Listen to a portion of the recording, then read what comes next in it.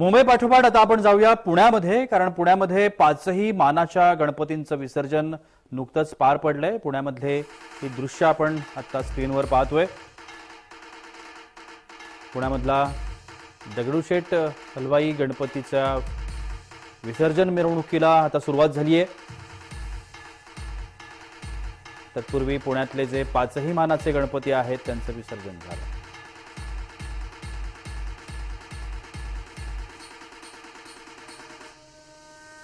पुण्यातला कसबा पेठेतला गणपती, त्याच पद्धतीने तांबडी जोगेश्वरी, गुरुजी तालीमचा गणपती, त्याच पद्धतीने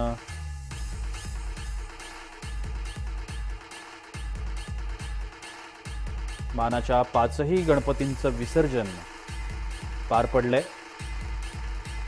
पुण्यातही खूप मोठा उत्साह आपल्याला पाहायला मिळतोय।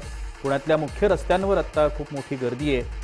वरुणराजानं देखील हजेरी लावली आहे बाप्पाच्या मिरवणुकीला।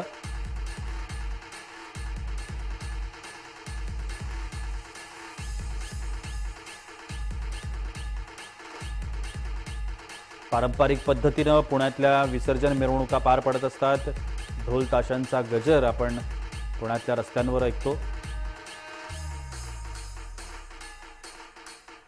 गणपतीचं विसर्जन होताना आपण पाहतोय। कसबा, तांबडी जोगेश्वरी, गुरुजी तालीम, तुळशीबाग, केसरीवाडा या गणपतींचं विसर्जन पार पडलंय।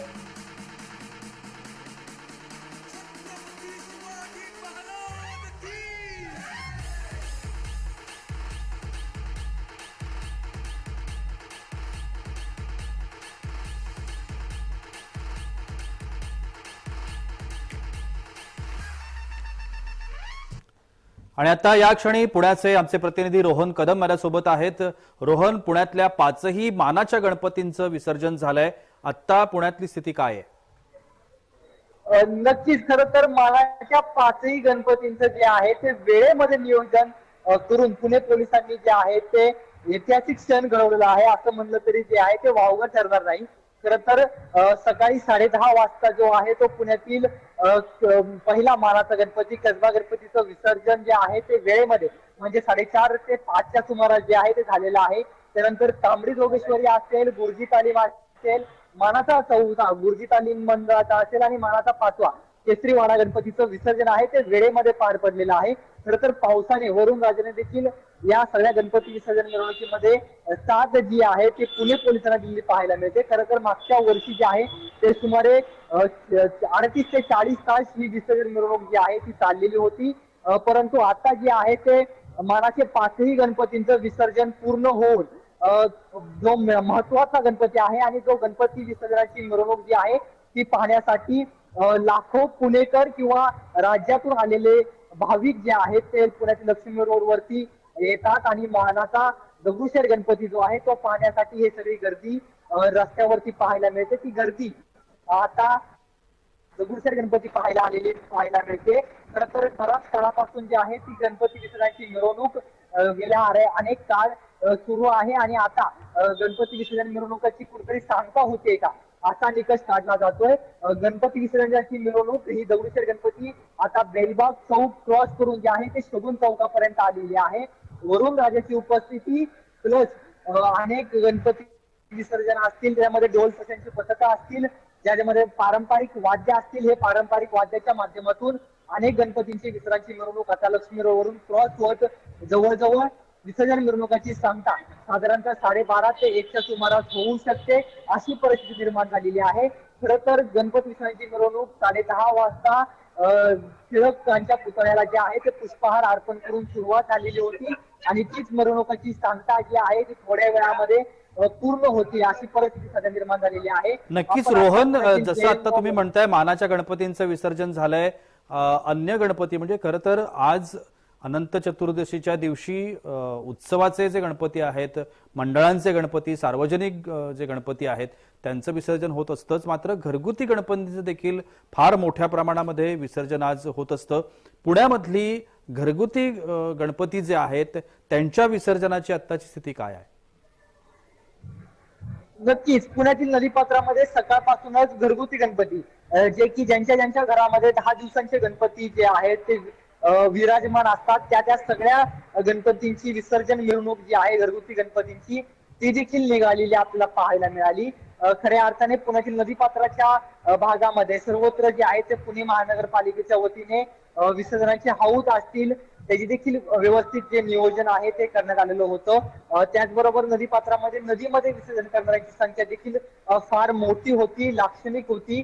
त्यांचं देखील नियोजन आहे ते पुणे महानगरपालिकेतर्फे करण्यात आलेलं होतं. त्यांचं देखील नियोजन जे आहे ते चोखपणे पुणे महानगरपालिकेकडून पार पडलेलं पाहायला मिळतंय. त्या सगळ्यांचं विसर्जनाची जी काही मिरवणूक असेल त्यांचा जो काही वैयक्तिक स्वरूपाचा मिरवणुकीचं स्वरूप असेल ते पूर्ण पडलेलं पाहायला मिळतंय आणि घरगुती गणपतींचं विसर्जन आहे ते जवळपास 100% आता पूर्ण झालेलं पाहायला मिळतंय. सगळ्याच गणपतींचं विसर्जन जे आहे ते पार पडलेलं आहे. परंतु सार्वजनिक गणेशोत्सव मंडळ जे आहेत ते मोठ्या संख्येने अद्याप देखील लक्ष्मी रोडवरती जे आहेत ते रांगा लावून पाहायला मिळत आहेत.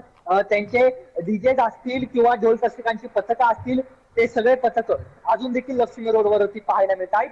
जसं जसं दगडूशेठ गणपती पुढे जाईल तसं तसं भाऊ रंगारी असेल किंवा मंडई असेल ती दोन पथकं ते दोन मंडळ जेव्हा पुढे सरकतील तेव्हा सार्वजनिक गणेशोत्सव मंडळांचे पथक जे आहेत ते त्यांची मिरवणूक जी आहे ती पुढे सरकेल आणि ती पुढे सरकल्यानंतर गणेशोत्सव विसर्जनाची मिरवणूक जी आहे त्याची सांगता झालेली आपल्याला पाहायला मिळेल. प्रशांत, नक्कीच अनेक वेळेला पुण्यामधली जर आपण सिच्युएशन बघितली तर पुण्यामध्ये खूप मोठा स्पॅन असतो मिरवणुकीत मध्ये. कारण जसं मुंबईमध्ये जवळजवळ 20-22 तास या मिरवणुका चालतात तशा पुण्यातल्या सुद्धा जवळजवळ 25-30 तास या मिरवणुका चालत आहेत. आत्ता शासनानं अनेक निर्बंध त्या ठिकाणी ठेवलेले आहेत जेणेकरून कोणत्याही अडचणी समस्या निर्माण होऊ नयेत. हे निर्बंध कशा पद्धतीने असणार आहेत, किती वेळ असणार आहेत आणि कशा पद्धतीने त्याची रचना करण्यात आली आहे? नक्कीच पुणे पोलिसांनी जे आहे ते जवळपास 1.5 महिन्यापासून जे आहे ती विसर्जन मिरवणुकीची तयारी जी केलेली आहे ती पाहायला मिळते. जवळपास 1.5 महिन्यापासून विविध मंडळांचे पदाधिकारी असतील, अध्यक्ष असतील त्यांच्याशी बातचीत करून कशा प्रकारे विसर्जन मिरवणूक जी आहे ती लवकरात लवकर संपवता येईल यासाठी प्रयत्न केलेले होते आणि त्या प्रयत्नांची आता पुणे पोलीस यशस्वी होत आहेत अशी परिस्थिती निर्माण झालेली आहे. कारण का ज्या प्रकारे आता विसर्जन मिरवणूक जी आहे ती लवकर संपत आहे. खऱ्या अर्थाने पाहायला गेलं तर मागच्या वर्षी साधारणतः सकाळी 9:30च्या सुमारास जो आहे तो श्रीमंत दगडूशेठ हलवाई गणपतीची विसर्जन मिरवणूक संपलेली होती. परंतु आताची परिस्थिती पाहता जवळपास शगुन चौक जो आहे तो शगुन चौक क्रॉस करून श्रीमंत दगडूशेठ हलवाई गणपती जो आहे तो पोहोचत आहे. त्यामुळे तासा ते 1.5 तासामध्ये श्रीमंत दगडूशेठ हलवाई गणपतीची विसर्जनाची तयारी पूर्ण होईल. त्यामुळे आताच्या घडीवर जर पाहता ही संपूर्ण विसर्जन जी मिरवणूक आहे ती लवकरात लवकर संपवण्यासाठी पुणे पोलीस जे आहेत ते यशस्वी ठरलेले आहेत असं म्हणलं तरी वावगं ठरणार नाही. रोहन, आता मिरवणुकांची स्थिती तर तुम्ही सांगत आहात, पण जसं आता आपण पाहतोय संपूर्ण महाराष्ट्रामध्ये जी पावसाची सिच्युएशन आहे ती सुद्धा खूप गंभीर स्वरूपाची आहे. कारण अनेक ठिकाणी वादळ वाऱ्यासह पाऊस पडतोय, गडगडाटासह पाऊस पडतोय विजेच्या. पुण्यातली पावसाची स्थिती आत्ताची काय आहे?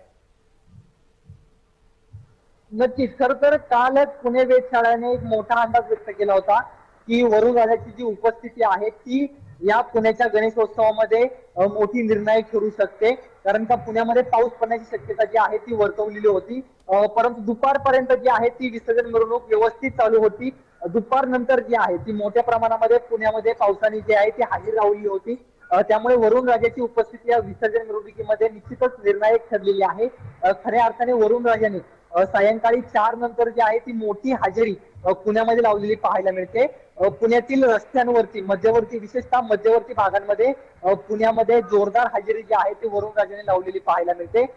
पुण्यातील रस्त्यांवरती लाखोची मांदियाळी उभी होती आणि त्यातच मानाच्या 5ही गणपतीची जी आहे ते विसर्जन मिरवणूक सुरू असतानाच पुण्यामध्ये पावसाने हजेरी लावल्यामुळे जी पुणे पोलिसांची जी कामगिरी होती खऱ्या अर्थाने की लवकरात लवकर मिरवणूक संपवण्याची त्याला जो यश मिळालं असं वाटत होतं ते यश खऱ्या अर्थाने पुणे पोलिसांना मिळालेलं पाहायला मिळतंय. खरं तर पुण्यातील विसर्जन मिरवणूक लवकरात लवकर संपवणं हे पुणे पोलिसांसमोर मोठं टार्गेट होतं आणि ते टार्गेट आता कम्प्लीट झालेलं पाहायला मिळतंय.